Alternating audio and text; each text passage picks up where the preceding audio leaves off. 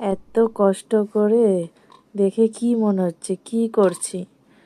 না, এটা আমাদের কোনো খাবার নয়, এটা ইঁদুরের খাবার বানাচ্ছি। দেখো এখানে 4টে বাটিতে দিয়েছিলাম, সব খেয়ে চলে গেছে, একটা বাটিতেই একটা রয়ে গেছে। এগুলো এখন এর মাঝখানে দিয়ে গোল গোল করব।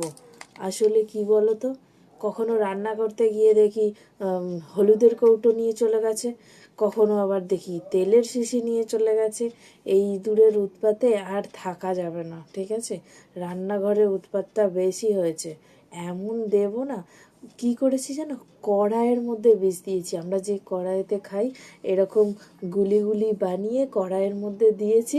রোজ কড়াইয়ের ঢাকনা খোলে আর কড়াইয়ের মধ্যে বিষ দিয়ে রেখে দিয়েছি। সকালে ভালো করে ধুয়ে নিয়েছি, কড়াইয়ের সবকটা বিষ একদম আগেই খেয়ে উদাও চলে গেছে ইঁদুর। কি ভালো ইঁদুর নয়, ব্যবস্থা করবো ওর কাদের